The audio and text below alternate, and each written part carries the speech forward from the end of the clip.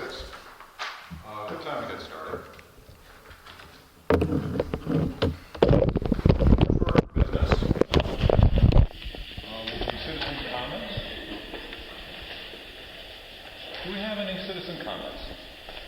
I'm Jason Brown. Relatively new managing director of the Visual Foundation. So, wanted to stop by and say hello. Thank you. Meet you all in person. And some of you in passing before, and you know our fundraisers. One of our fundraisers is coming up, the Pizza Fest. Glad to see some tickets being bought, and just wanted to come and be a presence and say hello. And welcome. Thank you. You're most welcome. Good luck. Thanks. We move along to citizen comments. Or no, we just passed citizen comments. Election of officers. This is something that I'd honestly lost track of. I hadn't realized it's already been a year since I became president. It feels like an absolute blur. And in some ways, I still feel a lot like a beginner. So, however, I've kind of passed the idiot period. So at this point, you have a golden opportunity to shake things up, or we can continue the course, a few elements of which we've already identified. It's only another year. I would look forward to serving again as your president, if that's okay. I'll make a motion to elect Mike Brennan as the president. Thank you. Do we have a second? I'll second that.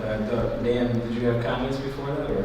Well, we can have discussion after it's seconded, really. Okay. I'll second that.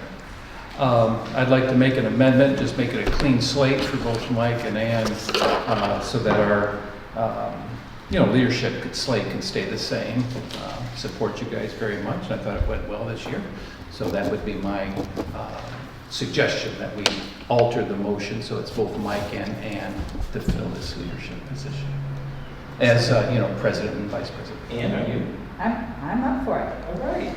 Okay. I'll second. Very good. So we have an amendment. Seems pretty unanimous. We have a vote for Ann and Mike for board president, vice president. All in favor? Aye. Very good. Excellent. A question on the other positions on the board, and it doesn't have to be decided today, but I would like to have a discussion maybe next month.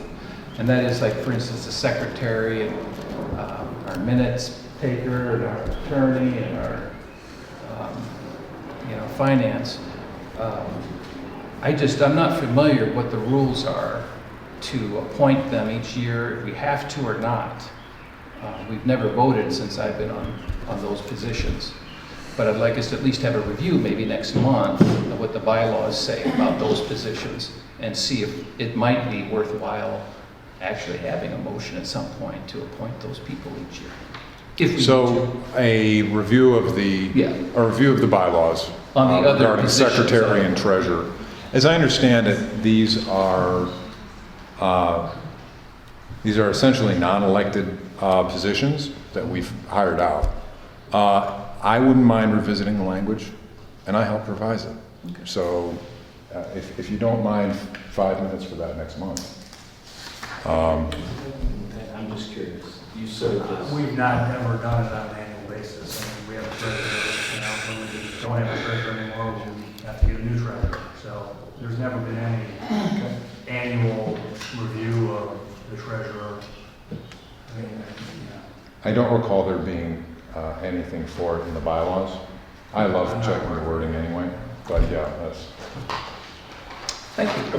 Look at your ordinance, you see what the ordinance says. exactly. You all actually have a plain white binder that was passed out, compliments of Anna Christina and the crew upstairs. You can certainly look in there for our best practices manual and our ordinance, which should spell that out in clear detail. And it sounds like the board is cool with the discussion next month about that.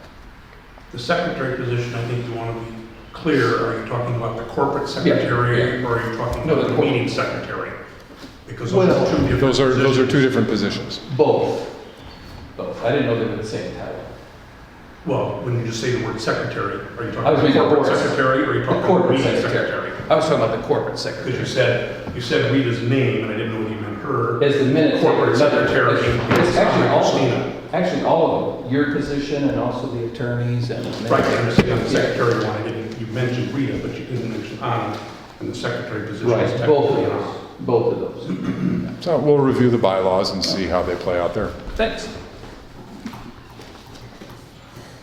We have approval of minutes for the March 10th and April 14th, 2016 meetings. I'm going to ask Rita, did we approve March 10th, and did we need to make? You know, last month we had a small group, and since Dan had not been there for the March meeting, I think he did not want to second Pat's, I believe.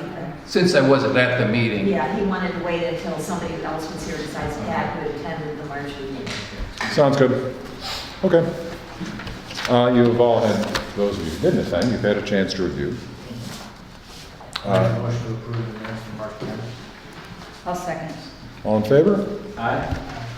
Great. We also have the April 14th minutes. Before you vote on that, could I correct a typo on my part?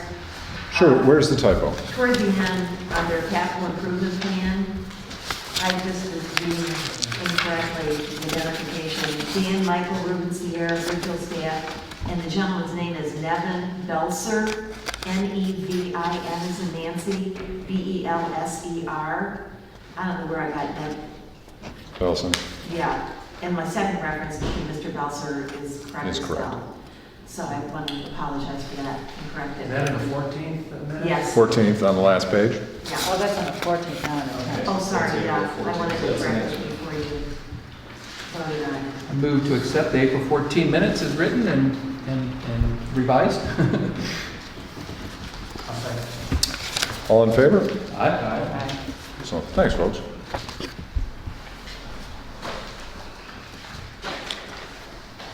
We move on to an approval of bills.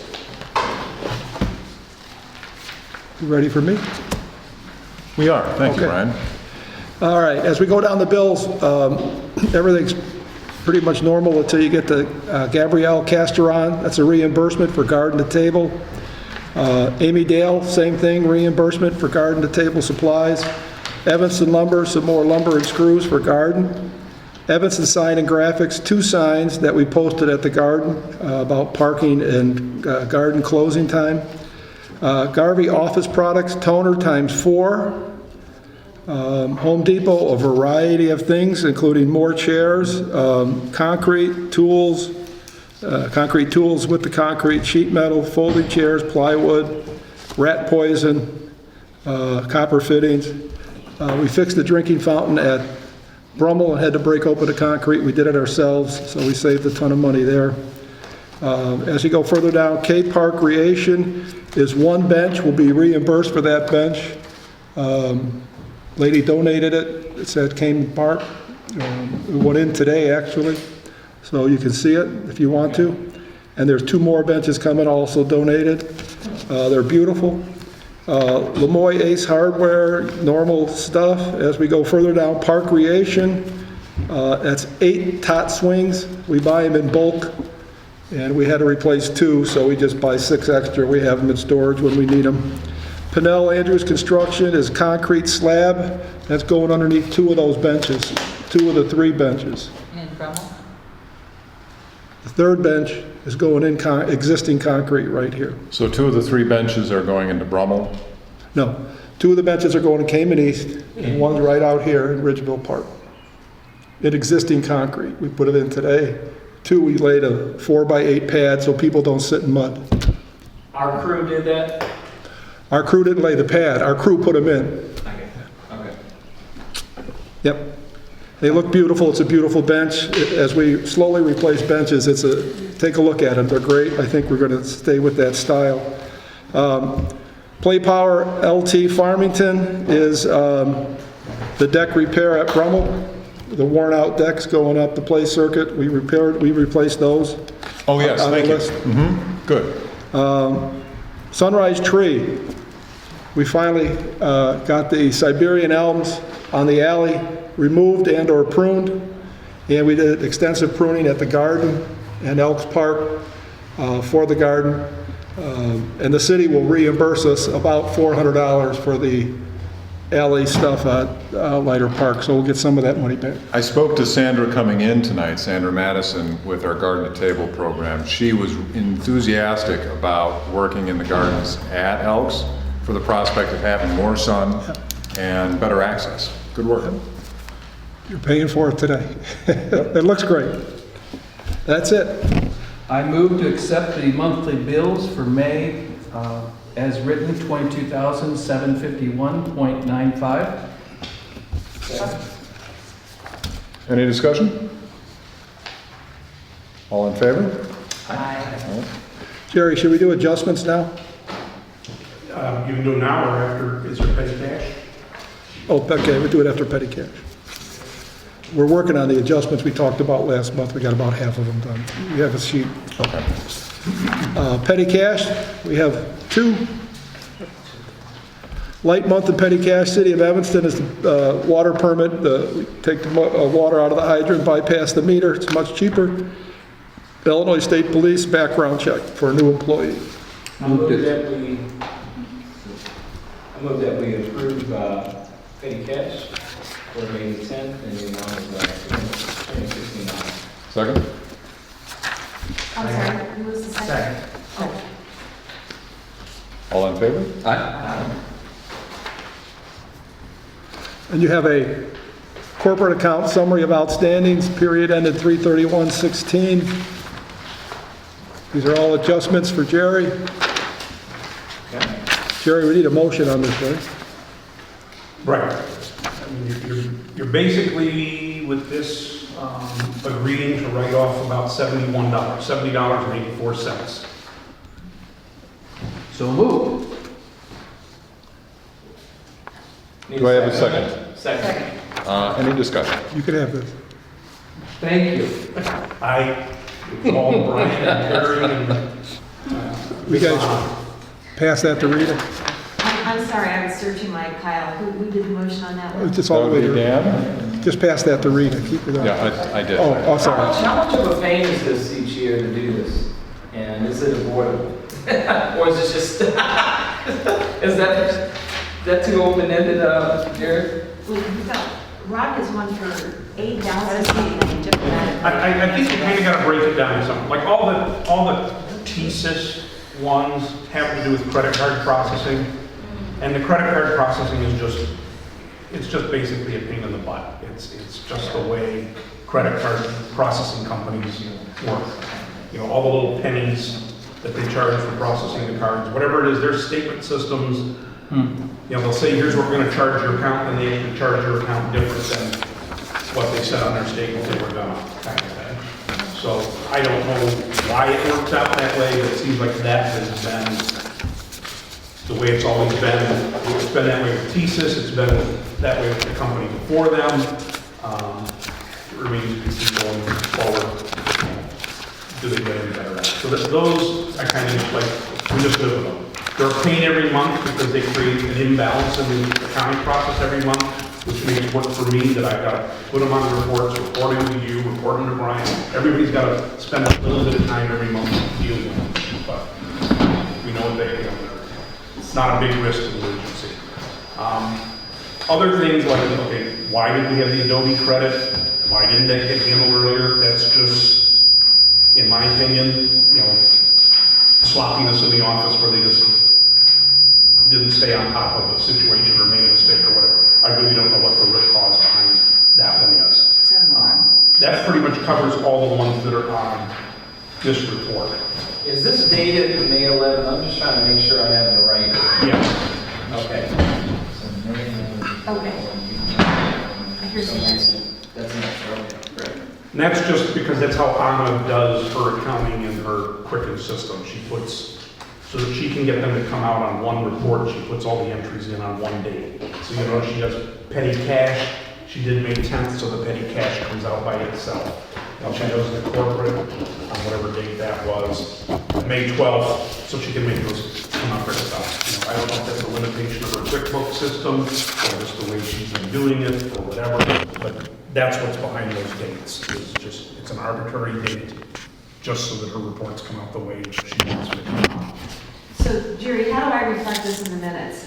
Do I just say that, I mean, do I have to itemize it, or? No, just the net $70.84.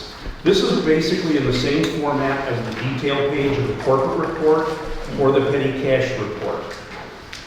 The total 2010 category is supposed to equate to our checking account for the corporate account. So we're basically writing off from the corporate checking account $70.84. And then the detail of the sub-accounts that it's going to balance out and charge to is the website expense, office supplies, and cultural arts and program supplies. And, going to your question, Rob, the last one, we ordered something from Amazon Smile. They issued an order confirmation one amount, and then they charged our bank account in 2 different amounts. That was $4.20 difference. What do you do about that? It's why do these companies not charge you what they tell you they're going to charge you on the stand? This is just accounting reconciliation, so we make sure all. Well, you've got to vote and say, okay, Yeah. we acknowledge, we approve, and Yeah. this was the way, it was easy. It balances. Yep, Yep. everything balances. All in approval of these adjustments? Aye. Right? Aye. But what is the exact motion, so it's in the minutes? To write off $70.84 for all of these outstanding items Okay. that are Thank you, itemized, Pat. that are itemized on this report of May 11th.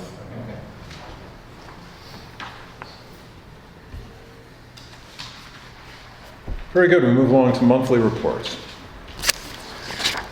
Okay, bi-monthly report. Carrie, do you have mine handy? I gave mine to Rita. Thanks.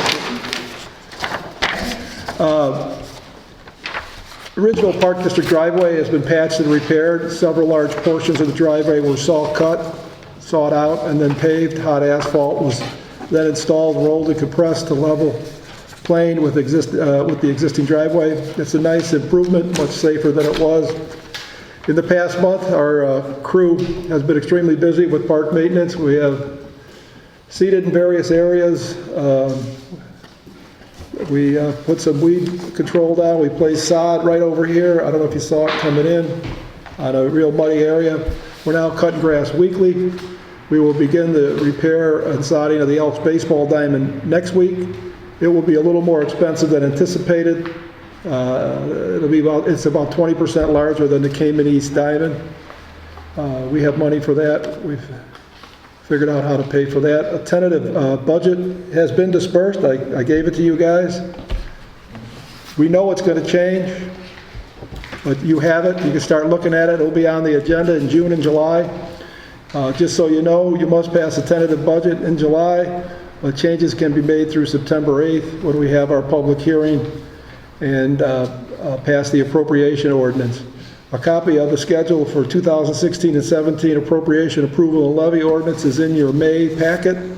It'll tell you what's going on when, so you can be prepared.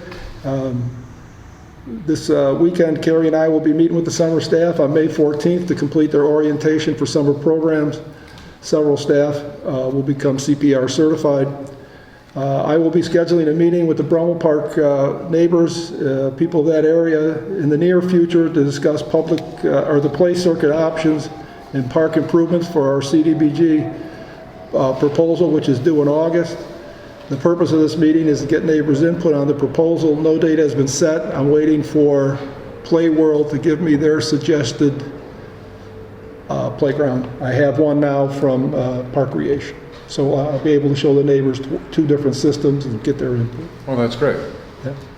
When will we see that, you think? I can bring down, You've in got June, park creation in right June, now. I can bring down both if you want to see. Yeah, June, I think would be, so Yeah. as long as we can do it next month. Yeah. I have one upstairs now. If you want to pop in the office, you can see Park Creations. No, I was thinking that we should put some money aside in our capital improvements for Brummel as well, if we don't get the full amount of money that we need. So I think that we should include that in the budget for this coming year. What were you thinking? I mean, was there? a Like ballpark? another 10,000 or something, I think it, Or more. or more. I mean, I think we really may not get what we want there. Right. Mhm. Well, we're going to think big, and we're going to ask for playground, play circuit installation, probably those same kind of park benches, if you guys like them, take a peek. Other stuff, we're up for suggestion. We may have, wood chips, all sorts of things. I mean. Fix the water fountain? Fix the water well, it's fixed. We may replace the water fountain, possibly. Okay. I'll get some feedback from the neighbors, and then I'll get some feedback from some committee members who vote, All right.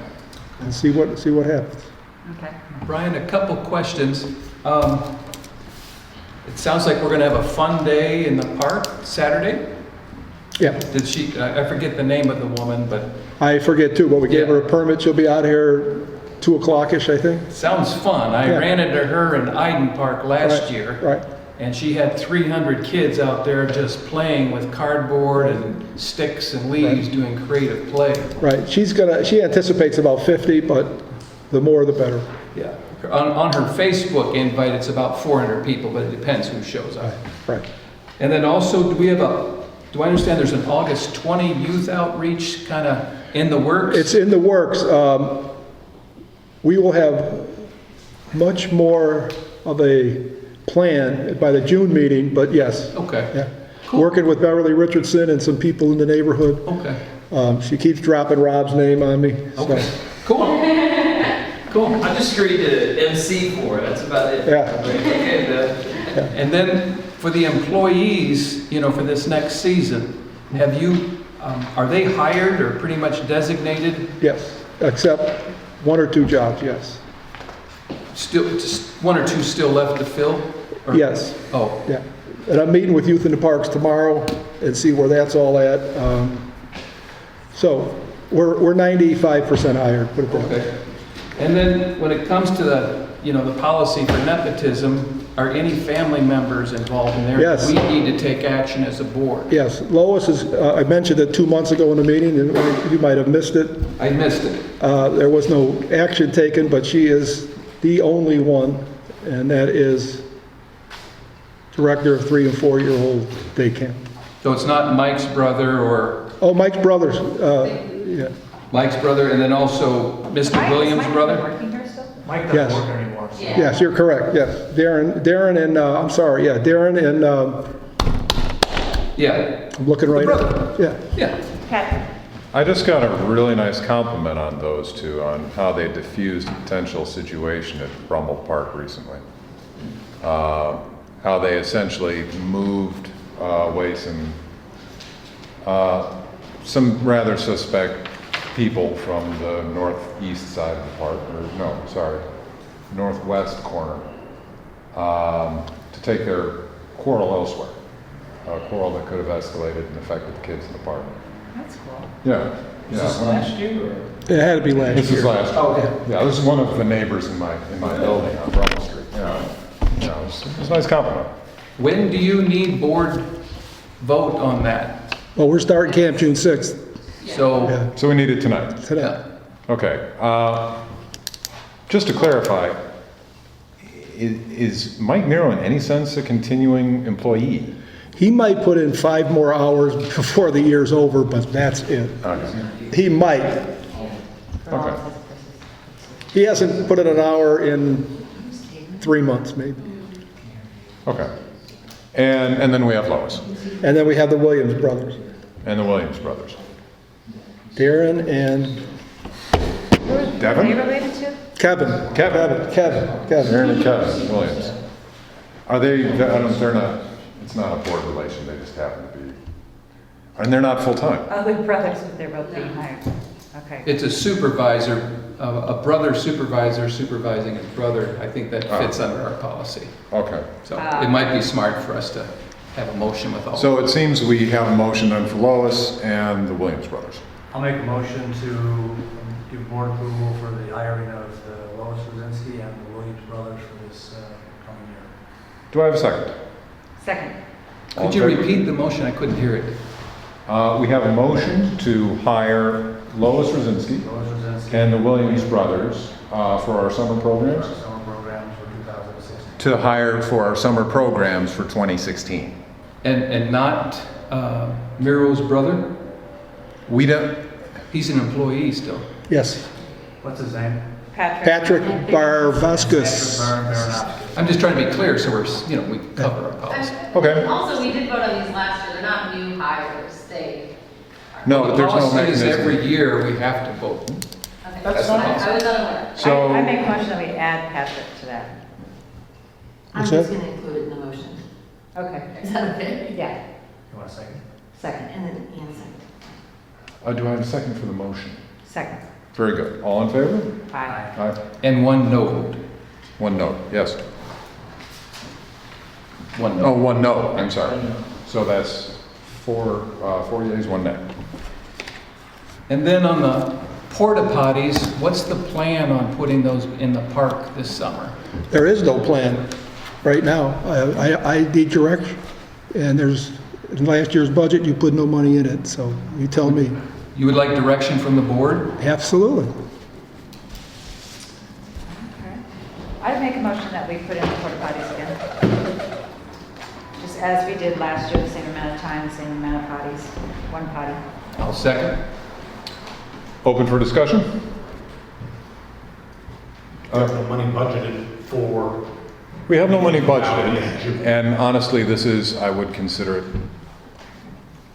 I don't like to go first in the discussion, but this is new business, technically, which means it would help to discuss it next month. But I apologize, I spoke too soon. Ron? I'd like to revisit porta potties. I thought it worked really well at our, I call this our flagship. I like referring to 908 Seward as our flagship. But I thought it worked really well with Shakespeare on the Ridge and also with the basketball tournament, which I'd like to see it expanded a little bit, maybe more than just a day. So I would love to see it here. It makes sense for me here. Did we have them anywhere else? Uh-uh. So we just kind of tried it out here. So Yeah. I'm definitely for here. And if we're talking about other parks, it's up for discussion, but at least here. Does anyone recall when we put it in last year? Was it June 1st? It was before the first day as school got out. So here's what I would suggest. Because getting porta potties in the summer, I got to get on it tomorrow. Right. I mean, the sooner the better, because, I mean, last year when I started calling, the 4th of July people have put theirs on reserve. So, I mean, I'm sure I can find one, but the sooner the better. And procedurally, if we have to, Mike, wait because of the point you brought up, I would advocate for a special meeting to get this passed, with notice and everything to make sure we don't have to wait until the second, or the later on in June. I'd rather see us follow the same schedule that worked last year. But if we could do it today, I'm supportive of that. I don't think we put it in until closer to July 1, end of June. Right. That's what we did last year. So I think we can wait till the next meeting. Well, We don't have it on the agenda tonight. We put something on the agenda to vote on it, we don't have it on the agenda. they were in for 3 months last summer. No, it was July and August. July, August, basically. And I think we only had it in 2 months. And what was the cost of that? Because we could put it in our coming budget too, So, we could put that in this right here, start July 1st. That's fine. Yeah. We could maybe even do it for 3 months. Shall we have it as new business next month? Yes. Yep, I guess that's the way it's gotta be. So the motion's made that it's going to be deferred until the June meeting? The vote will be deferred until June? Yeah. Yes. Brian, could you also, for June, could you check into, I've seen porta potties, I like the one that we had out here. There's also, I know it's handicap accessible, but there's also the kind where you can have a little water of some sort to Wash hands. And I just think it's neat to have that out there with Shakespeare on the Ridge particularly. There was a ton of people out there. Can you imagine This would be a- playing, sharing a basketball with all of those fingers, having eaten all of those Cheetos? Yeah, You know, there was kind of a nice thing up there in Northbrook, at the Northbrook Park District, and they had taught porta potties, but then they kind of built this little fence around it, so it kind of didn't look like a porta potty, Okay. so might be something to consider. Besides hiding it in the trees, we kind of had it hidden. Brian, are you finished with your report? Yes. Okay. We move along then to Carrie. Okay, so spring classes are wrapped up in about 2 weeks, so we're firming up our summer schedule, which will have a select number of adult classes outside of camp hours. I'm also working on, with our instructor Laura Downey, to develop a possible youth dance camp in August in order to have continuity between our year-long programs throughout the summer for our youth. Then for summer camps, finalizing hiring, as I said, we're very close, and beginning planning with new camp directors for plans. And we're developing curriculum plans for showcases, other ways to engage campers and parents, and looking forward to orientation on May 14th to get our summer team all in one place. Okay, summer concert series. So I'm finalizing our summer event schedule. Shakespeare on the Ridge will run July 8th through August 14th, Saturday and Sunday nights. We have a concert with a group called the Twang Dogs, folk country rock, on June 6th. And we'll have our second annual soccer festival on July 16th. This year will be a 4-on-4 tournament, and will be 3 different levels of play. The Ridgeville Band of Evanston will be extending their annual concert in the park to invite other players from the Evanston community to play along with them. It's going to be called Strike Up the Band Day on July 31st. So we're working together to promote the event and invite local players of various skill levels, just generally in the Evanston community, and reaching out to specific groups, including ETHS and other musical organizations. So we hope to finish summer event promotional posters that we put together by the end of the month. The farmers market starts June 1st, so we've been collecting pre-sale delivery forms. Free delivery was extended until May 7th, and we're still accepting registrations, and delivery fees are only $3 for Ridgeville residents and $5 for non-residents. That's per time? Yes, per date. Great. And that's all on our website. So in garden plots at Elks Park are close to being finalized. Working with some gardeners and Edible Evanston to have a brief meeting on how to grow more food so that they could potentially donate that food to the food collection program run by Edible Evanston. So we're collaborating on a date, which I think we got, and it'll happen on a weekday. Then the pizza fundraiser, which we were talking about earlier. The Ridgeville Foundation is having a pizza fundraiser in partnership with the Rotary Club and Giglio's Pizza.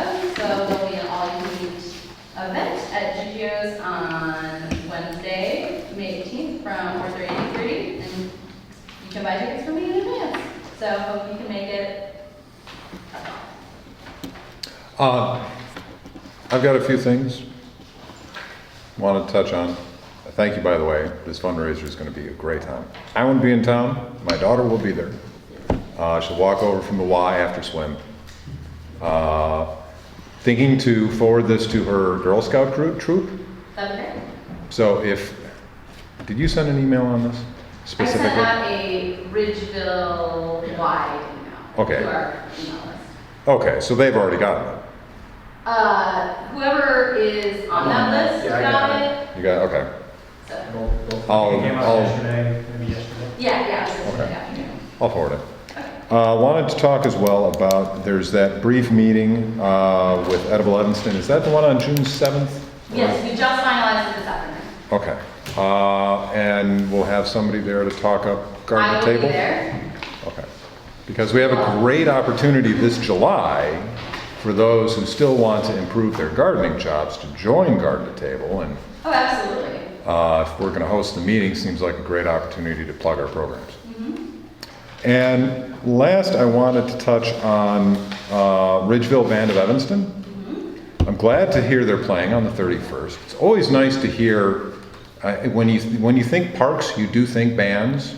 One tradition I love is our 4th of July collaboration. I think Brian does an excellent job with all the fun games that grandparents are bringing their grandkids because they played those games here. So that's awesome. And having a band, like a Ridgeville band, is really neat too. It'd be awfully nice to hear from them more than once a year. They are playing in the city parade on July 4th. Yes, the Ridgeville Band of Evanston. I'm thinking here. I mean, I see your point. They are currently booked. Maybe they could make an appearance. Or even another date. They could slow it. Yeah, and I think they could make it to having other dates that they could perform with us, that they could maybe even have small groups and perform inside for us, because there is a limited amount of time because there's about 40 people in the band. This has a capacity of 55. This is progress. They perform in a lot of areas around, not just Evanston, but in. So let's keep this in mind when we talk about our art studio improvements. Absolutely.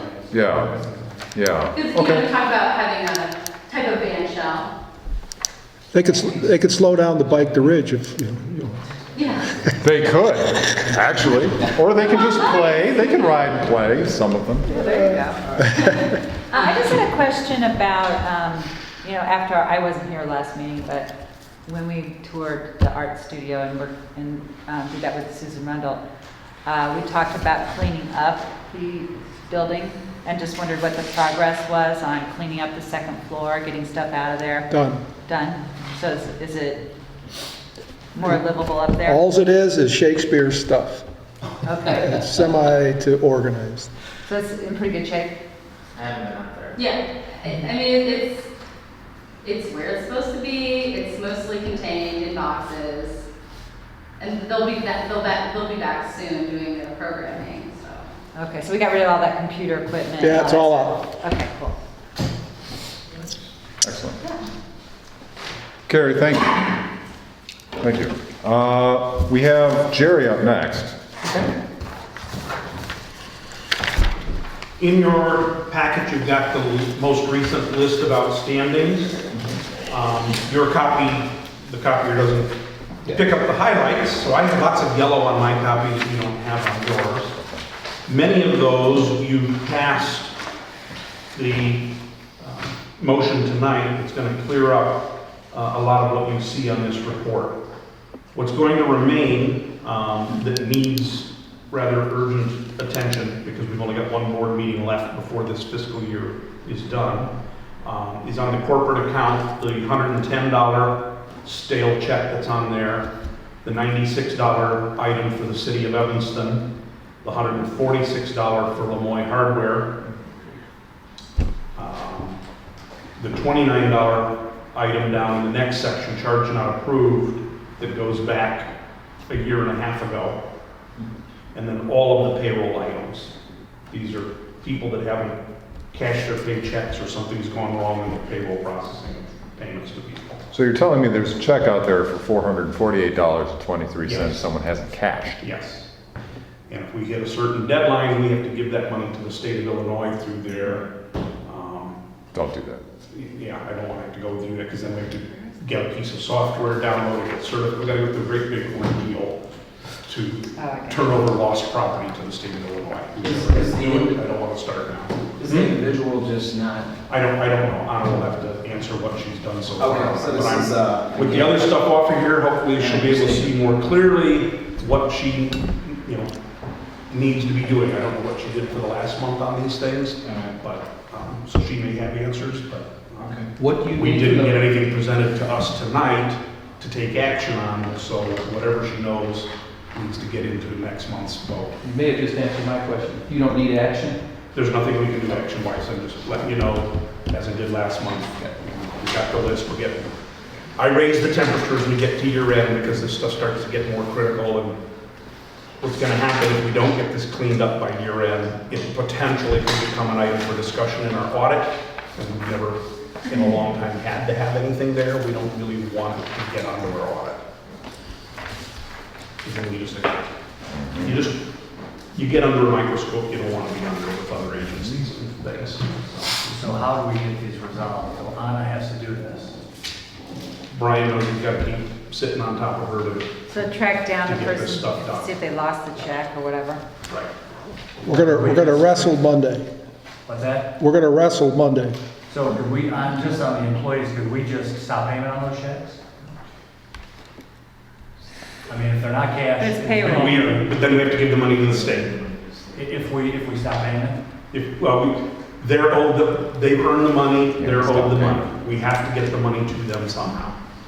So we have to do things like send registered letters, we have to go follow a whole process to prove that we are making diligent efforts to restore this money to the. We can't even say now that we made a diligent effort to do this. We're not sure if we've done anything. If we put a stop, we can put a stop payment on the check, but it won't take it off this report, because the check is still outstanding. Okay. And typically what happens is she'll chase him down somehow, and we get to a point where then she comes before you with a report where she's reissuing the check because this check is lost, probably. So we'll void this check out, put a stop payment on it, and reissue a new check to them, and sit on them, go to the bank right now and deposit that check. Another line. But she's had people where they've lost the check like 3 times in a row. Sorry, Bob. I said, and it'll put another line item on here, right? Yeah. Geeky question. Yep. Our budget reflects we've already spent Yes. this. Yes.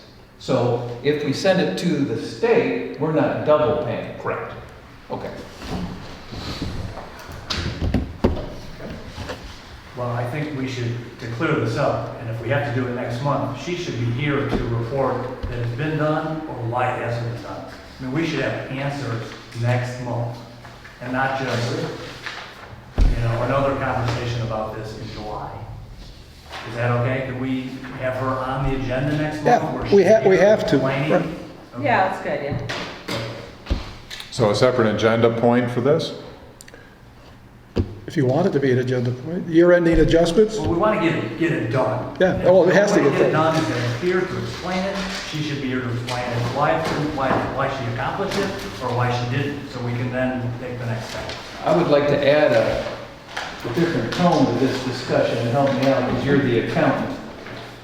I don't see this as an Anna problem per se. Nobody lives in a vacuum.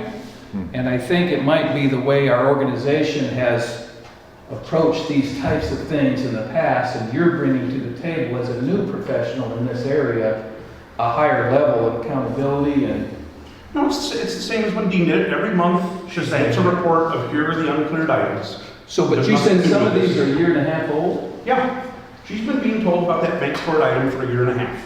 Perhaps we could send a, Now, I understand some of them are hard to trace down, Yeah. but I can tell you when I inherited this job from Dean, there were bank card items on the report. It's just every couple months, there's a bank card item. approved, not cleared. Yeah.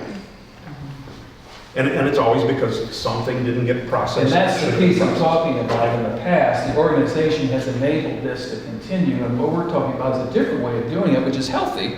But I don't think it's fair to say any one particular employee is at quote-unquote at fault. It's just a matter of all of us agreeing, how can we improve this system so this doesn't happen in the future? Yeah. I'm not saying anyone's at fault so much as just, like, I don't know the date on check number 9726, for example. Anna Right. does. Right,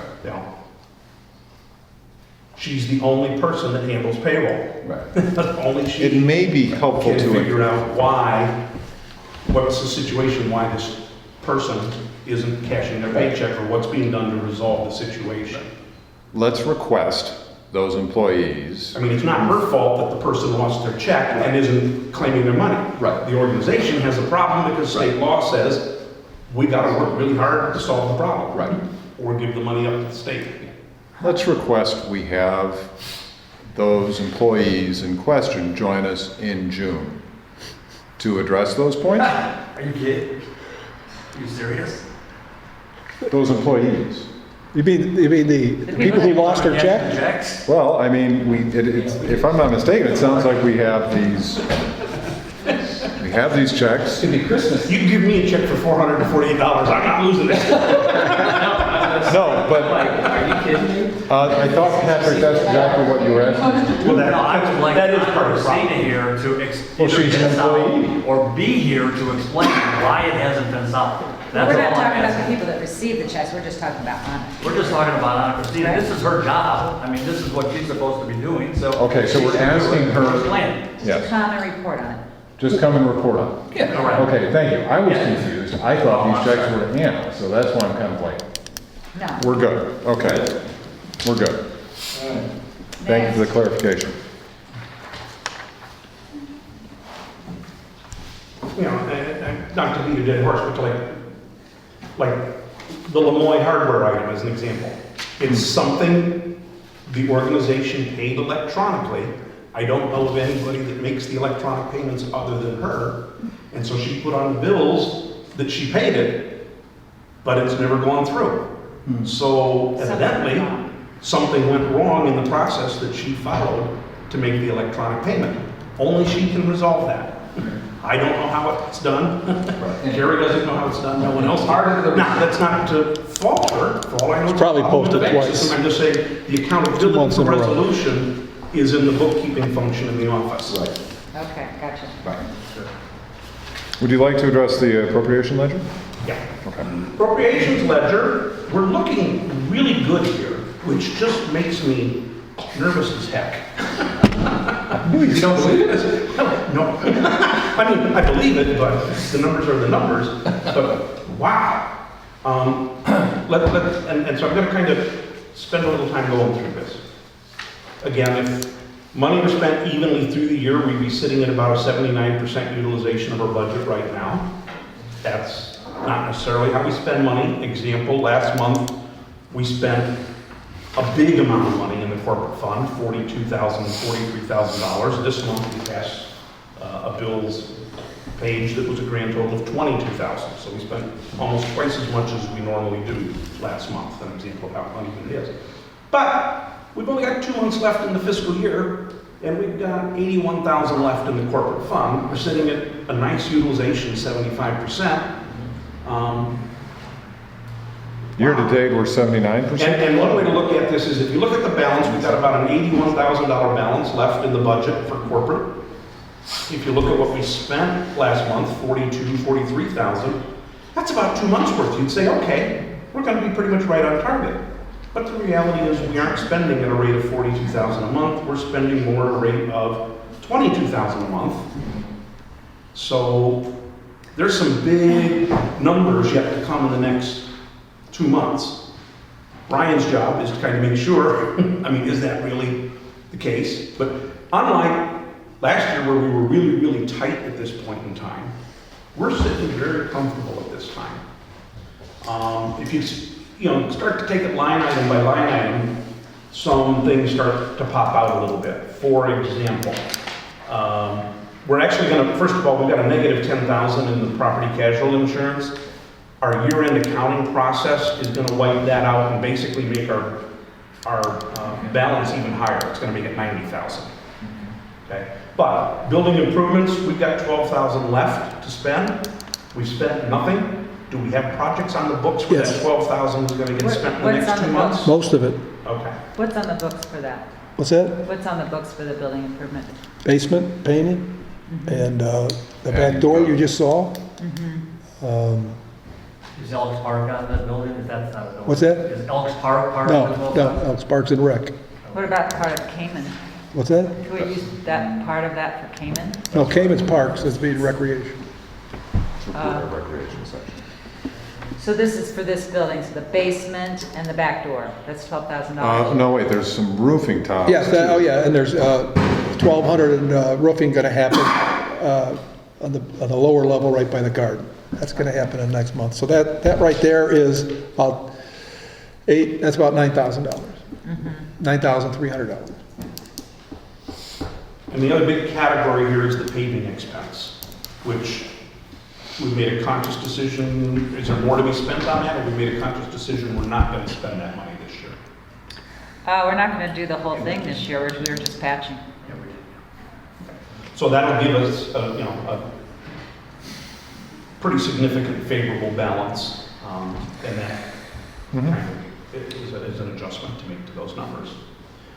Then the rest of it is all kind of spread pretty evenly across of it and across the line items, and no one item really stands out as a huge number. When we turn to the recreation fund, again, we're sitting at about a 74% utilization, which is terrific. The wild card in the recreation fund is a big chunk of our numbers down there is wages, and our summer programs haven't begun. So we know June has the potential to be a big month because we have a lot of wages and a lot of payroll that's going to kick in that month.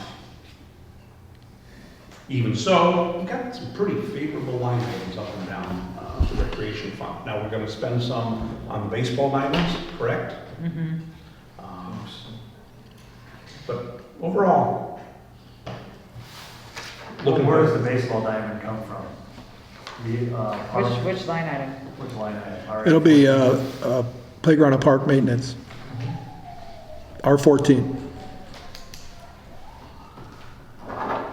well, you just approved tonight, was that in tonight's approvals?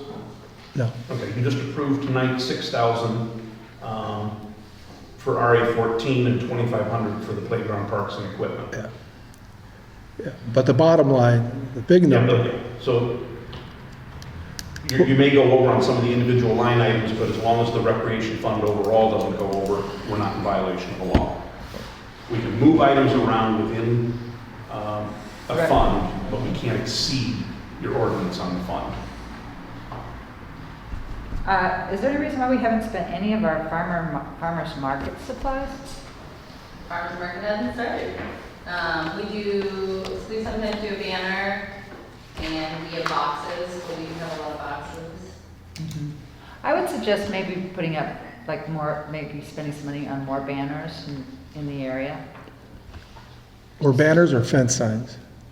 Well, like, I think banners might be nice if you could do something like over by the train at Maine or something like that. More signage so people know. Yeah, so people know about it. I think that's a really great idea. Main Street, that's a great idea. The trains, It's at the trains. Yeah, that's- Yeah, I mean, and That's the us. CTA has their own marketing system. So like we could potentially put a sign in the station or. we'd want to talk to Union Pacific North too. Yeah, both stations. Right. Tribune had a list of all farmers markets. Yeah, I saw that. in Chicago, and Ridgeville, Yeah, that's cool. Did we ever invite the amazing Kale Burger to be a vendor? It was close to the deadline. The tricky part with farmers market is the deadline falls at the busiest time of year for us. Did we invite him? But, Did we invite him? no, I apologize. Go there Monday. Yeah, I mean, they can still sign up. You got a lot going on. Yeah. It's a good idea. More vendors is always good, and he seems to be the right size for Ridgeville, so. We can always invite him, and if he can't do it this year, maybe next year. Turning to the balance sheet, I'm going to kind of skip the general ledger balance sheet side and focus on the statement of revenue and appropriations. This is kind of another way of looking at our position. The point of looking at the appropriations position is this is what our performance is relative to our ordinance. This is what we're legally bound to comply to. But if we were a business, we would kind of look at two sides to the equation. We'd look at our revenue, we'd look at our cash flow, we'd look at our expenses and see how we're doing. That's a little bit more what you see on the statement of revenue and appropriations. Kind of as a tutorial tonight, one thing you may never have realized, or maybe you do because you put this under your pillow and absorb these numbers every month.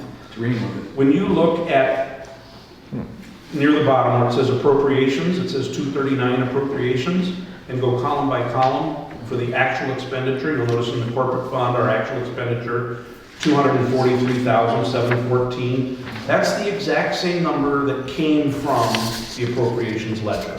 Those two numbers always have to be in agreement with each other. Okay?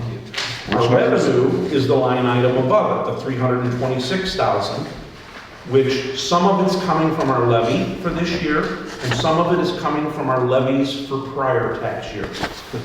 The 326, 123.49, 326, 123.49. The right column in the right side of each of the columns is the actual number. The left side is the levy or the ordinance numbers. Okay. Our plan called for us to have an excess of about $9,500 of revenue over appropriations, and we're currently sitting in a position of $82,000 over on the revenue. But we pretty much received all of our revenue for the year, and we're still going to have a couple months of expenses. But how does that $82,000 compare to the $81,000 on here? They're pretty darn close to each other. So on the corporate fund, even though we've got the mix of tax years going on, our prior tax years are kind of augmenting the portion that we haven't received yet of this tax year, so that from a cash flow standpoint, we're performing pretty consistently on a cash flow viewpoint relative to just our appropriations only viewpoint on the corporate fund. If you look at the recreation fund, though, you see a little different story. We've spent $250,000, which is the same as on our appropriations ledger, and our revenue is $321,000. Our revenue over our appropriations is only about $70,000, whereas our budget says we should be closer to $90,000. So we're coming up $20,000 short on the recreation fund. Why is that? Well, the answer has to be in the revenue. And when you start to look at the revenue line items, you see we've only brought in $81,000 of program revenue, and our budget said we were going to bring in $90,000. That's one big line item. We'll still probably get some replacement tax revenue. We're a little light in that category, but we've got 2 more months to go, and we generally get a little replacement tax revenue every month. We may still get program revenue between now and the end of the fiscal year. I just don't know what the rate of that's going to be. It might match the $90,000 by the time we get there. It might exceed it.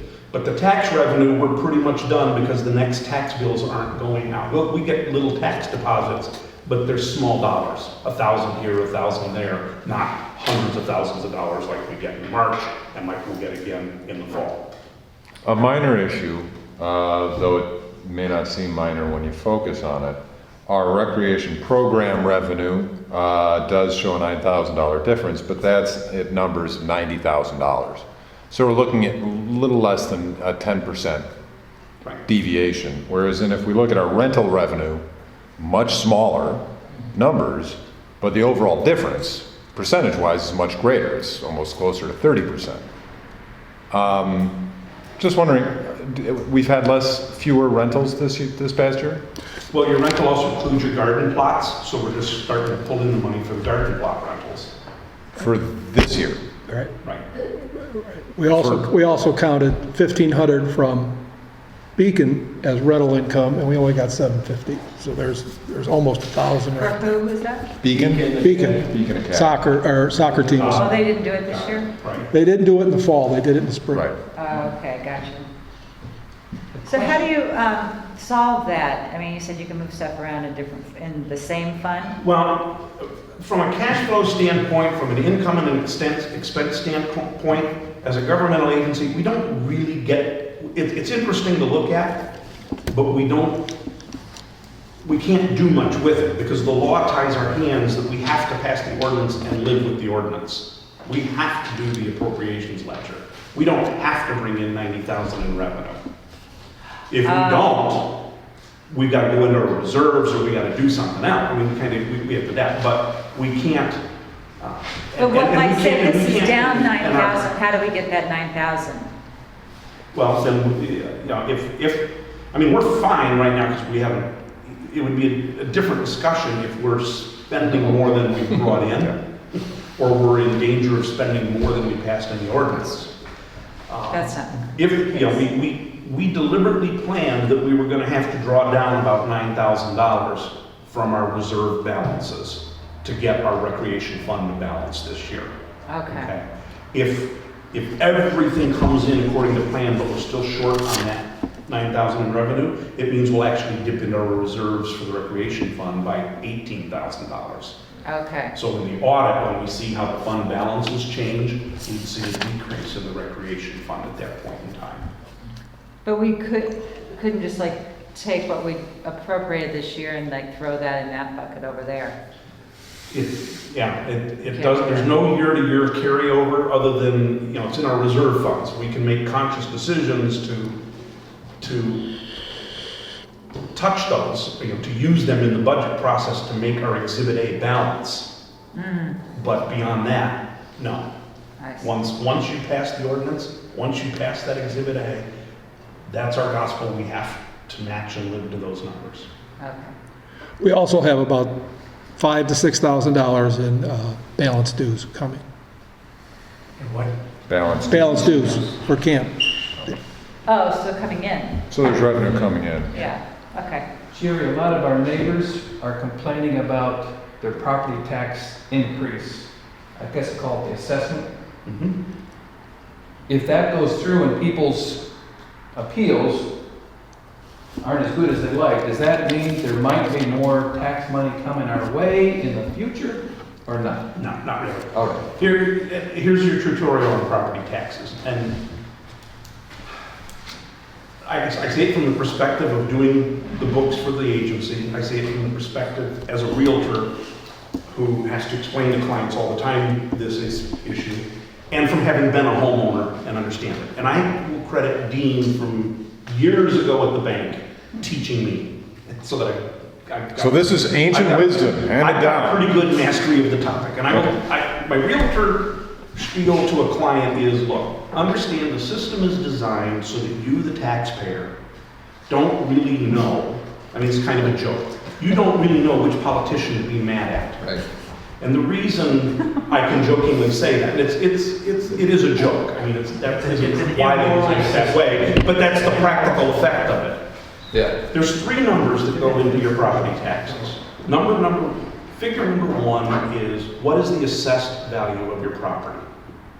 And that is a monopoly money number, meaning it bears no relation to the real world. The assessor says, Patrick, your house is worth $32,000. That's what they say it's worth. And it's based upon, here's what your land square footage is, here's what your building square footage is, here's your land assessed value, your building assessed value, add those two together, that's the assessed value of your property. Now, it's monopoly money in that it's not a real world dollar, it's kind of like a foreign currency. There's some kind of an exchange rate that translates it to dollars you and I understand, and it's consistent within its realm. So if Patrick's house is $32,000 and the house next door to him is essentially the same square footage, it's going to be $32,000 and so on. But somebody who's got 10% more square footage is going to have a 10% higher valuation. So there's an internal consistency. When you appeal, what you're appealing is saying, hey, something's gone awry in the internal consistency and I somehow stand out. I want to get back in alignment with everybody else. You'll succeed if it's true. You'll fail if it's not. All right. Second thing, so they take that assessed value, they multiply it by an arbitrary number. Right now that number happens to be 10. So Patrick, your house is worth $32,000, we multiply it by 10. The market value of your house, which has nothing to do with anything other than to make you feel good, is your market value is $320,000 on your house. And you look at that and say, well, is that really about what my market value is? And if it is, okay, you're okay. If they say your house is worth $650,000 and you know you really couldn't sell it for more than $320,000, you're going to appeal and say, wait a minute, we're out of sync here somehow.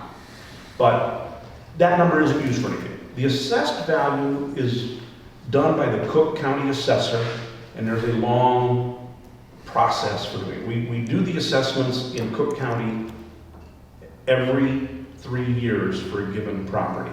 So we do Northern Cook County 1 year, we do Southern Cook County the next year, we do the city of Chicago proper the 3rd year, and then we start Cook County North again. And it just rotates like that. So this is Evanston's year, Got it. okay? That's the So once answer. every 3 years, your assessed value is gonna go up. It's gonna go up big because it's 3 years worth of appreciation. So the headline is, your assessed value went up 40%. Everybody freaks out, oh my God, my taxes are going up 40%. No, because that's not how it works. Okay. Second number is passed by the state of Illinois legislature. It's called the equalization factor. Some people call it the multiplier. Some people call it the rob from the rich school district to subsidize the poor school district. It's basically a way of equalizing values around the state school systems. And that number changes every year. That number gets passed sometime in the fall as a part of the budget process. It's not clear to me how they derive their multiplier, but they're going to come up with a multiplier and apply it. It's going to say it's 2.5. So we're going to take Patrick's 32,000 times 2.5. That's now the equalized assessed value of your property. Okay. That's where Ridgeville starts to come in. Because now we take our budget. Our budget is going to ask for, let's say the corporate fund, we're going to ask for $321,000. We're going to divide $321,000 into the total sum of all equalized assessed values in our district. And that's going to yield a percentage. That percentage is your tax rate on your tax bill. Okay?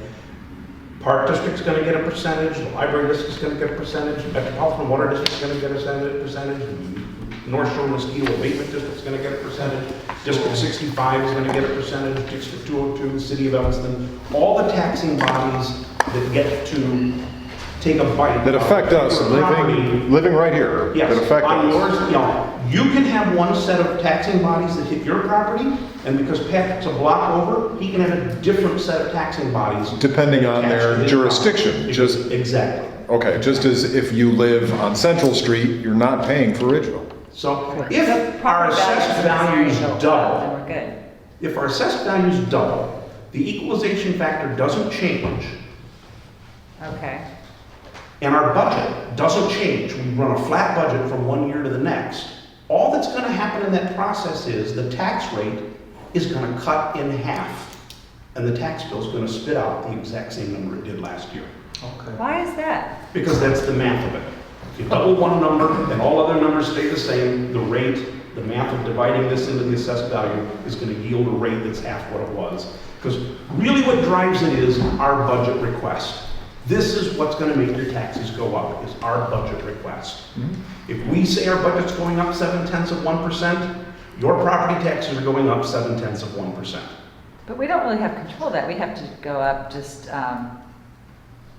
inflation, right? Well, no, we do have control You do. in the sense that we are one of the taxing bodies that's saying, taxpayers, we want your money, we need 0.7%. For us to exceed a healthy amount, that 0.7%, we have to basically, it's a referendum process. We are a taxing body that is bound by PTEL. There are other taxing bodies that don't fall under the jurisdiction of PTEL. For What's example, PTEL? City of Evanston is Property a tax. home rule entity. They can raise property taxes as much as they want.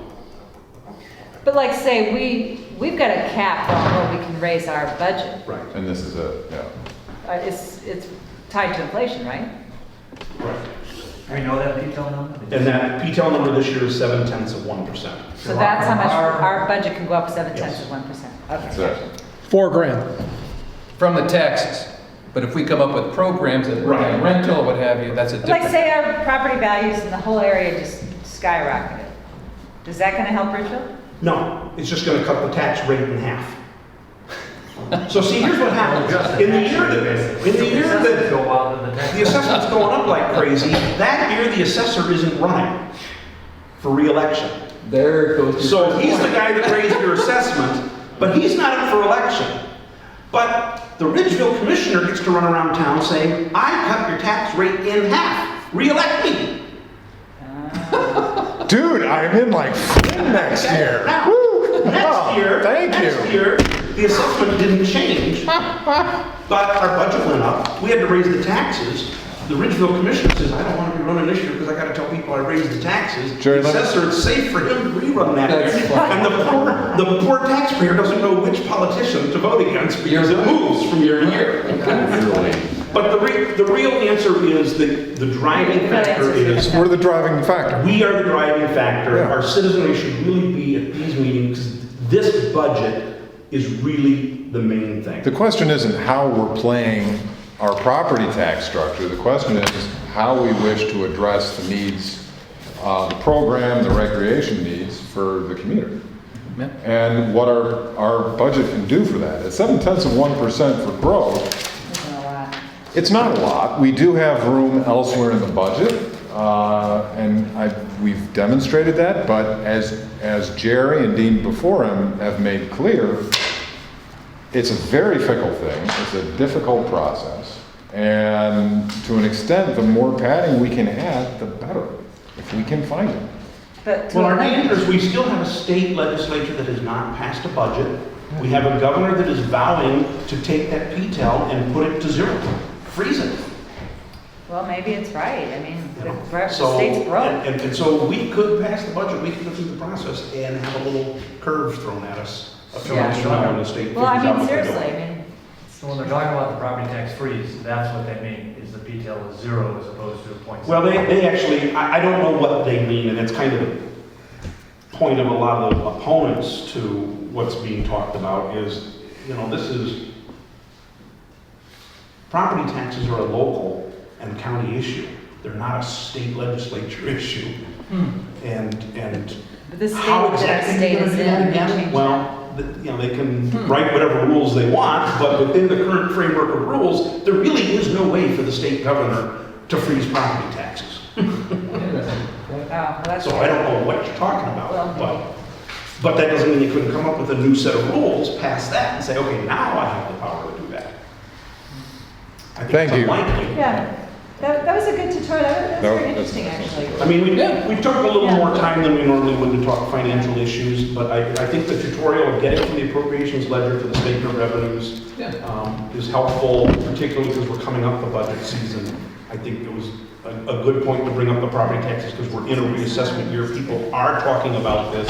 This is the year everybody gets excited. That's right. And much of my life as a realtor is calming everybody down at this point. All you know is, I tell people, taxes are gonna go up. And I have clients all the time who say, I'm not gonna buy this house because the taxes are too high. Excuse me, Mr. I'm Chair. gonna tell you, that's kind of crazy. We gotta get moving. I got you. Take about 10 minutes. I'm No, sorry. no, Just letting you know. Okay, thank you. Jerry, thank you.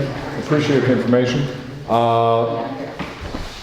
Old business, review comparable, equitable employee benefits with other park districts. We've done that. We've compared our benefits. We haven't had a discussion as a board about it yet. We didn't have a full board last time, so we were going to discuss it this month. Did you But I- have some research on that? Right, and I emailed you, I hope you got it. I didn't see that. No, okay, I can give you a hard copy. Do you have a hard copy of last month's? But I can email that again tomorrow. Basically well, before I get to that, Mike, Yes? I just want to clarify our discussion on the porta potties. I did review the Evanston Review article from June 13 that talked about the porta potty that went in June 1st. It was June 1st. So it was June 1st, it was June 1st to August 1st, so it was 2 months, but it started June 1st. It wasn't till, I know it wasn't until August 31st. I thought it was 3 months last summer, It was not. I'll get the exact. but it started June 1st. Okay, thank you. Thanks for looking that up. Now, on what I'm doing, Ann, and the rest of the board on this question is simply this. It's my understanding that about 20 years ago, the board, not us, but the board, gave our director a benefit and health benefit that included the full family. So the district has paid for the last 20 years the director's health insurance premium, which is for the full family. But the other full-time employees don't have that benefit. Right. What the district gives them is the single coverage. Now, the employees could still, if they want to, buy a full family, but they have to pay for that. The district doesn't cover that premium. Right. And so what were your findings for the other? What my finding was 100% of the other park districts have an equitable health coverage offering to their employees that are full-time. and that is every employee gets the same benefit, okay? If we, as a district, all I'm asking is if we could look at that question, and we don't have to answer it tonight, but I'd like to have a discussion about, do we think it would be fair to follow the other districts and have an equitable health coverage offering to all the employees? And what- All the and what- full-time. The full-time employees. And what districts did you look at? Of the four that Mike, that Brian asked me to look at. Which And that- were? I had that I in don't front of me. I recall handed that out those, yeah. last month again. I could send that to you, but the four districts that are similar to ours, that's why Brian asked me to look at those. They're basically And similar these part people had districts. different income levels, or they Yeah. different positions? Yeah. Now, was it a matter, just to clarify, was it a matter that other park districts made available benefits to everyone for either individual or family and let them decide what coverage they purchased? Oh, every employee gets to choose, but the point is, the district pays the premium or whatever the employee wants, so every employee can choose. You know, they don't Yes. have to have family if they're single, Yes. but Okay. if they want family, they can have that, and the district pays that premium. Now, every district has a different way of funding it or writing contracts with different providers, and that's something we could wrestle with this next year. But as a policy, what I'm asking is, I feel personally, as a commissioner, that as a public park district, we should offer the same benefit to full-time employees. And when I say that, I think of someone working 30 hours or more a week as full-time, but that's again another discussion we could have. But a lot And of do you park have any idea districts what the cost would be for that? didn't do any research on that. Although some districts gave us what they do, but again, it kind of depends which plan you take, and there's a lot of options you can choose from. At this point, the question you're forwarding is one of equity and benefits available. Yes, exactly. Okay. Well, another option might be also to pay partial of the family, like say you'll throw in, the park district would throw in $100 a month towards the family. You know, I mean, just with a budgetary consideration. I mean, you're talking something I think that's pretty expensive. It's expensive. What's clear, however, in this presentation of it, isn't the question of expense. It is the pure question of fairness in our policy. Right. That we're not actually in this question discussing the kinds of benefits brought to our employees. We're discussing the equity of benefits available. And in that sense, I myself feel committed in the long term to finding equity in benefits in that insurance for our employees. It's not, at this point, I haven't a clue as to what the structure would look like. I don't know how it would impact our budget, and all of those are questions we need to address. Yeah. I mean, just from my own, just knowing what, you know, these kinds of things cost, it can be like $500, $600 a month per family. Right. So, I mean, However, that being said, that's like another $12,000 a year, say, or, yeah, you know, so I'm it might just be, saying. it might be. Yeah, I think it is. It might be, we don't know. And the question isn't what additional expenditure may exist before us. The question is whether it's fair to continue with our current arrangement or to make room for equity in those insurance benefits. Yeah, I understand what you're saying. I'm just saying that I think we have to be very careful of our budget and, you know, I mean, I think it's a great idea, but, you know, I mean, look at the state of Illinois. I mean, they've got all these pensions to pay out, and that was a really fair and great idea, and the state's going broke. Right. So, you know, I agree, and I can't answer as to why previous generations have decided not to pony up for that, because they agreed to it. Right. But for some reason, they chose not to cover it. Right. What I can say is we do have before us a question of equity in benefits available. Does that make sense, Rob? Yes, it does. And, you know, I'd like to go down with, I'd like to explore what you were talking about, actually, maybe an amount. A partial. A partial amount. I think meeting halfway there, or is some way of trying to satisfy that. So I think the discussion needs to continue. And the discussion that we might enter in the next couple months, if we decide to continue to look into this, those are the kind of pieces that can help us answer some of what you're asking, Ann, is if we agree that we want to have, like everybody else in the state that's doing this, and it might even be a law, that's a legal question we can run by our legal department, Mike. But it may be as a public government agency, we're supposed to do that anyway, I don't know.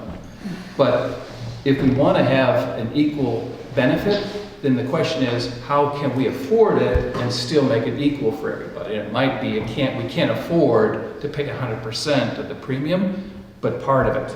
Yeah, okay. That makes sense. I don't want to, are you going to make a motion, to have a motion on the table that we can discuss? Because right now we're just kind of throwing stuff around. Yeah, And it's you a kind of discussion. throw things out the end that, I think are basically wrong and not ill-informed. Thank you, So- Commissioner McCord. Well, you Appreciate just it. got to throw stuff out. You think the state is, has a law against this, of being, giving different benefits to people. Now, do you have any proof of that? I mean, you just can't throw stuff out like that, Dan. I mean, it's Wait a just- minute, Patrick, we've seen reports in previous months that demonstrate we're at variance with several park districts in the area regarding our insurance benefits. I think that's untrue also. You've seen some stuff, Ann hasn't seen anything yet, but Wait, it was given to us as the board. it's, the benefits are available for people to buy. It isn't, that information doesn't say that the state, the district is paying those benefits. They say that they're available if they want to buy those benefits. Right, that's what we're discussing.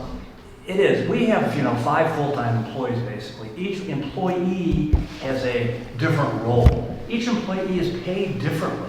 They're paid different amounts. So if you want fair equity, they would all be paid the same thing. But we have different levels of employees. We do. We have a director. So we are discussing insurance specifically. But and we're making talking available benefits. We're family talking insurance. benefits, basically. We're talking part of the salary. Discussing benefits? We're discussing health insurance. Is that a benefit? It is a benefit. It's Certainly in not the all of it. benefit portion, basically. It is. It's So one. when you look at benefits, health insurance is in there. Mhm. So again, we have 5 different employees. Not one employee that I'm aware of in all the reviews that we've had has asked for this. So no employee has said they're dissatisfied with their benefits, to my knowledge.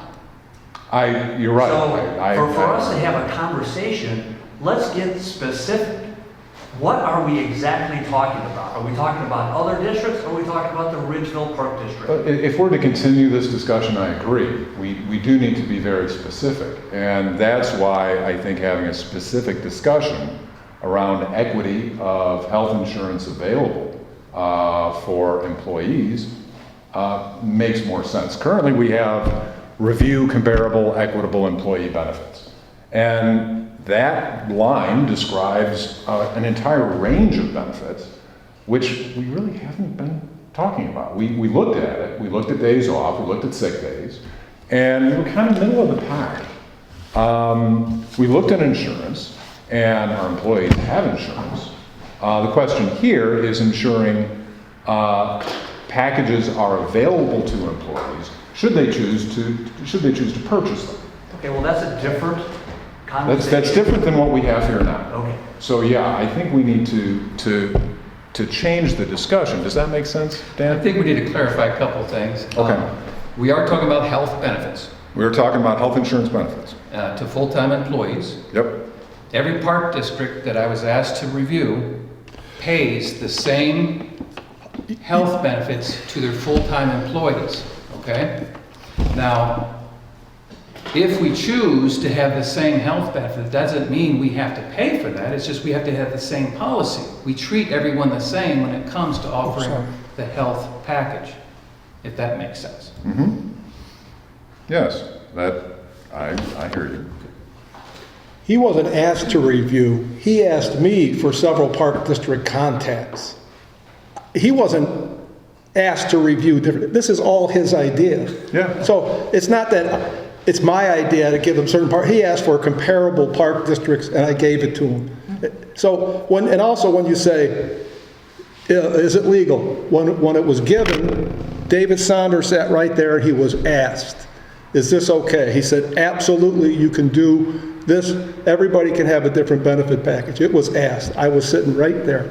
So, you know, these terms that are thrown out there are loose, and they need to be tied up. Yes, and that's exactly what we're discussing. And so when I was given this, no, you weren't given anything. You asked me to give you some comparable in terms of our assessed valuation, Brian, this and I gave it board to you. asked me in a board meeting to And I just review. clarified what you said. The board You can't asked keep me. changing the words. Gentlemen, Okay, And he's changing the words every time. you And now would. he's changing it again. gentlemen, No, I just wanted him to use the same language all the time, Right. and the same facts. And those are the facts. we recognize a difference here. Thank you. However, what we're aiming for is a clarity to continue the discussion, and it seems we have achieved some clarity by recognizing specifically a discussion of equity in health insurance benefits among full-time employees for Ridgeville. We are not moving anything more than the discussion.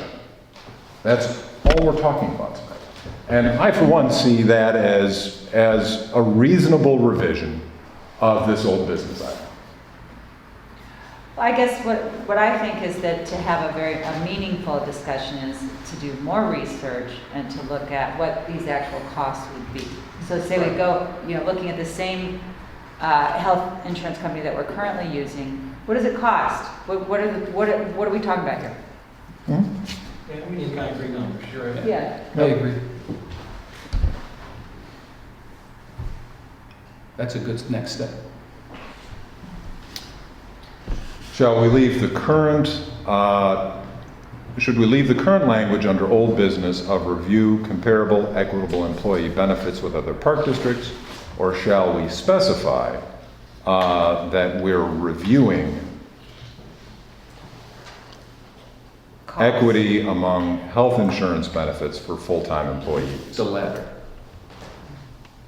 And I would say, and looking at costs Yeah. for next. Yeah. Equity, health benefits, and costs. Yeah. Do we have a motion in that regard? Do we need one? Really, we're just doing I research. don't, I don't think so. I mean, It's just an agenda item. it's just an agenda item. Yeah. Yeah. Okay. So we'll continue. Yeah. But I like the new name, Michael. There's a lot in a name. All right, let's move on. Very well. Discuss capital improvement plan. Thanks again, Ann and Pat, for touring the studio and for bringing us some good initial thoughts on what to do with that space. It inspired me to sit down with my Photoshop software and play with the picture a little bit for our possible lighter park improvements. This is really what I enjoy about it the most, is how it provides in plain detail someone just imagining different things to do with the building. They're pretty modest improvements. I just would only wonder if they go far enough. What do you think? Well, I think the discussion around the building next door was whether or not to tear it down or to improve it. And so, There's a lot to be done. I think the neat thing that she came up with was the stage area, like building a deck coming off the side of the building that would just kind of flow out to the stage for the Shakespeare in the Park. So kind of increasing the stage. So I think that's a really neat idea. It seems like the buildings, there's a lot of things wrong with it. I think, looking at tearing it down and building a new one, I think is worth looking into. Improving it, there's a lot of, like upstairs, there's a lot of walls and, the space is made like an apartment, so, it might be okay for dressing rooms for Shakespeare, that kind of thing. But like, just even coming off the back of the building, the boiler's there, the boiler that doesn't even work is there. And, so it's not even a functioning piece of equipment. So that's kind of blocking that entrance into the building. So, but I think, this looks like it's a year away, because Brumwell's a year away. So this would be for like the following year's budget. Yeah. But I think, over the course of the next year, maybe look at, maybe some fundraising plans with, the foundation. And, look at what it would cost to tear that thing down and build something new. I talked to Carrie about it over the month in terms of programming. And she made a really interesting point about how the question isn't, do we build new space to build new programming? The question is, how could new space augment and improve our existing programming that's going well?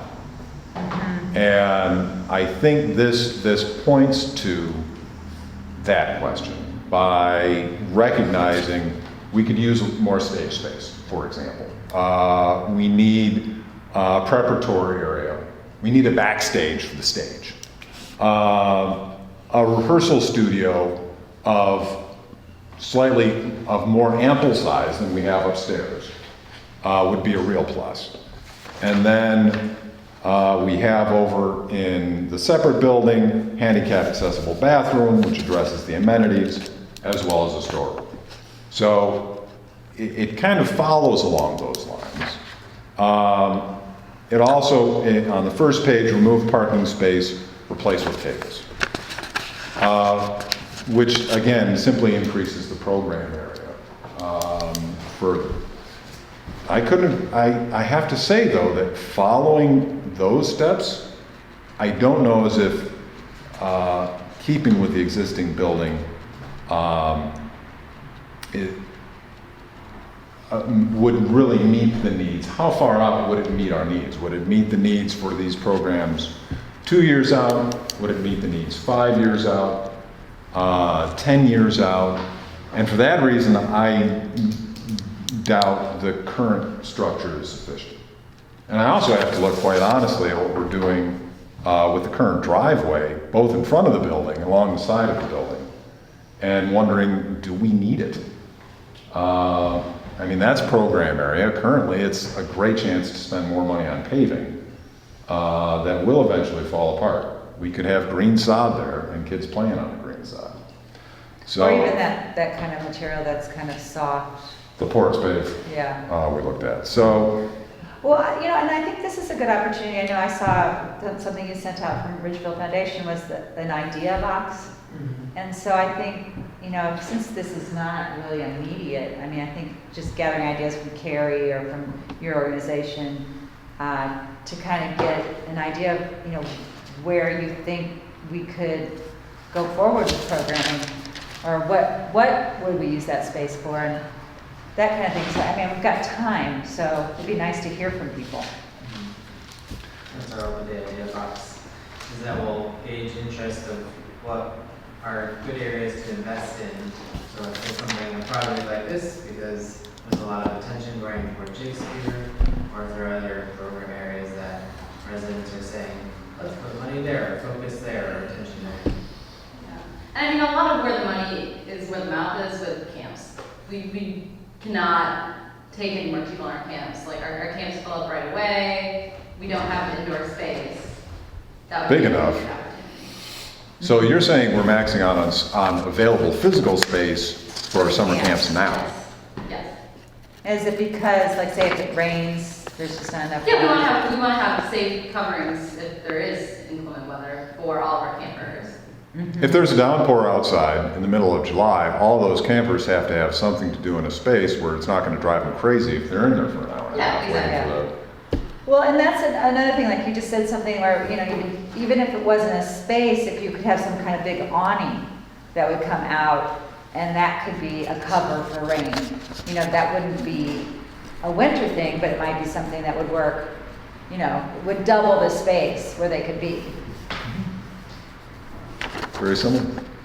Yeah. Last month, or the month before, I forget, there was a meeting where I think you weren't here, and Michael and I reported about our tour of the facilities with Nevin Belzer, a local expert on housing, that he works for Reba Housing, and he's been doing it for the last 40 years. He's the kind of guy that's like a walking encyclopedia when it comes to buildings. He can tell you about plumbing and electrical and foundation. And he did it free. He just donates. I'm a neighbor here. I'm glad to come through. And when we look through here, he did say that, you know, of course it was just a garage, right, and good slab, and it was just renovated the way it was. But he said structurally it's sound, just from that, not knowing what we want to do with it. But he wanted to give us an honest opinion. He said, you know, really it's structurally sound. And if we were to expand, depending on what your architect suggested, then we would have to consider, is it worth keeping it or not? But the building itself is okay. Okay. Yeah, That's good to know. we're well grounded with blessings. We are blessed with a solid structure there. We have a pretty solid structure here. Our team has taken good care of it, so we're actually in a great place to have this discussion. Don't hurry, but so it sounds like we could use just a question in this building. Do we have enough room in this building right now for the winter programs? It works. Okay. If you wanted to run classes simultaneously, you don't really have an option for that. So it would be nice to have an additional space. That was a little bigger than what's upstairs. This plan is, you know, would be wonderful, but it doesn't give us options down the road, especially, you know, like when you look at our income, we just had that discussion, how can we expand our income? We're pretty close. This doesn't give us too many options to expand income. I mean, it's what we got. Interesting point. But if you think big, it's knock the thing down and give us a studio with a stage, and you could start to compete with Mudlark a little bit in what you do. And Or Mudlark could be here. sure, absolutely, They absolutely. could rent from us. Yeah, and then you have all sorts of options. I mean, it's not just cultural arts. It could be, you know, big parties and all sorts of. Ridgeville Band would have one less excuse Yeah. to play Yeah. not more than one time a year. We just did, yeah, I mean, and they have a they're very packed at like Payment Fieldhouse, you know. Sure. If they get many more people, like a lot of people show up at this event and want to play consistently throughout the year, you'll have to say no, you know. Yeah. We hosted an event with 20 people there, the Girl Scouts. I was invited as a parent. Lovely. Like I said, 20 people in a circle. We made good use of the space. So yeah, That's- 40 adults with giant instruments. Yeah. That's too many. Well, it's for a band, it's not enough space. I also included, like I said, something you've seen before, at least in terms of gardening. There's also a spare box demonstrating a place where a skate spot could go. That is new programming, or would be new programming, that the city brought to us for consideration, and that Rob feels strongly would assist, certainly highlight, raising our profile, and bringing in a demographic we haven't touched before, or we haven't thoroughly covered, which would be teens and adolescents. So there it's a matter of, there's a question of placement. It would require moving around some of our existing equipment. Given that we've heard clearly from the city and one or two residents that some skating capacity in Evanston is desired, now it's a question of where to locate it. Leiter's good in terms of its frontage. You've got a big street on one side, you've got Asbury on one side, you've got an alley and garages on the north side closest to it. There's plenty of shrubbery on the south side, and on the west side that would reduce any noise coming out of it. So again, there it's a question of where to place it, and at this point we have a play structure, we have a swing set that we might consider moving. And we have a steel tot-lock structure next to it that with some minor revisions could make allowance for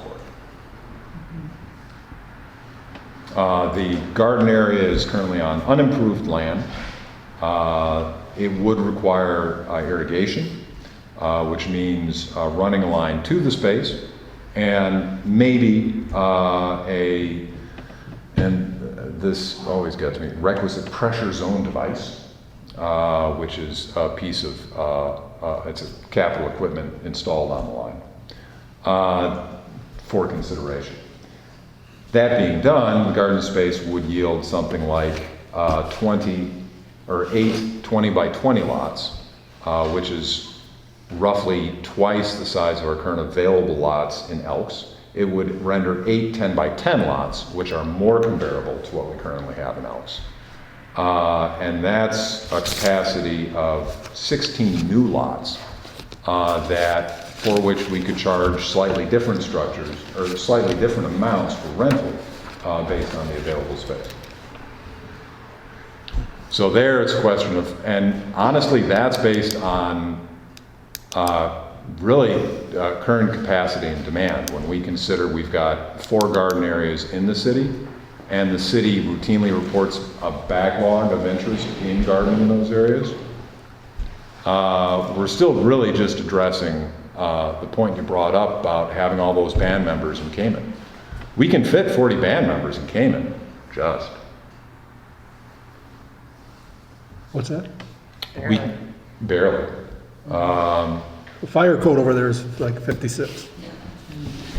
So what would be nice would be, we have this discussed capital improvement plan. I've mentioned this before, I'd like to break this into 2 discussions, or even preferably 2 subcommittees for routine reporting. One for Leiter Park, one for the art studio, if that's amenable to you. Yeah, I think Patrick And and I then- are gonna, we had talked about doing. Can we have that in the notes, please? What's that? I think Can we have that in the agenda, I should say? Sure, I missed it, what do we do? If we could break, instead of having a line item, discuss capital improvement plans, have 2 items of report from a Leiter Park committee and an art studio committee. And I think Rob was interested in the Lido Park. Yeah, oh yeah, that's, this comes out of a discussion he and I had in April, actually. Does it need to be on the agenda every month? I mean, are we gonna count something every month, or are we just gonna kind of think about it for a little while and maybe focus on promo for the next couple of months and put this off for 4 or 5 months and have some concrete, Because we're talking Dave, I think 2 it- years down the line. I agree, and for that reason, I think it's all the more important that we keep both projects in view.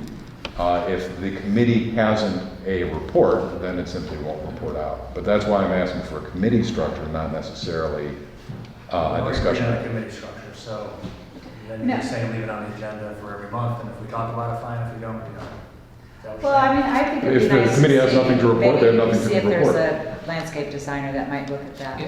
Yes, that's a great idea. So, I mean, that would be a way to move forward with it. With the Leiter Park stuff? Yeah, Yeah, you're right. yeah, That'd be cool. yeah. Okay. Yeah, that sounds good. What did you suggest? Not spending money, I take No, just like see if someone wants to donate their time. to do that. Landscape. Landscape design. An expert landscaper, give us an idea of what Yeah. it could look like. I mean, they did that, who was it that did that before? We had somebody do that for Reba. It's kind of nice to see what, their vision might be. Oh, yeah, my Yeah. friend, yeah, he'd be happy to do it. Or even, anyway, I mean, I think it'd be nice, I think when you're talking about moving and creating structures like that, I think it's probably good to get a designer involved. Good point. Well, Okay. before we get a design involved, do we want to decide whether we really are serious about this and really want to move forward with something? Because I don't think we've had that discussion yet. Well, my take is that part of the value of having a discussion before taking action so we can see how people feel about it and what they think about it. So from what I've heard from Rob and certainly I know myself that I support the idea of having both of those at Leader. I think it'd be a great idea if we could do it. And the idea of having a neighbor come out and review the space, as you did with the art studio, at this point, seems innocuous and would help further the conversation. Okay, anything innocuous is fine, as long as we're not spending any money on it. Understood. Okay. All right. Make a motion. Which isn't to say we're not serious about it. If I may make a motion, No, I'm not. it's on the item, it's on here. We do have new business to increase petty I cash. make the motion to increase petty cash from 1,500 to 2,500 for June, July, and August of this year. Second. All in favor? Aye. Aye. All right. We had to do that, right? Citizen comments, phase 2. Are there any citizen comments? Sorry for raising my voice, Brian. What's that? Sorry for raising my voice. I Move move to- to adjourn. Right back at it. Second? Second? To adjourn, does anybody want a second? Bueller? Mr. Bueller. Very good, approved. Passion, it's a one.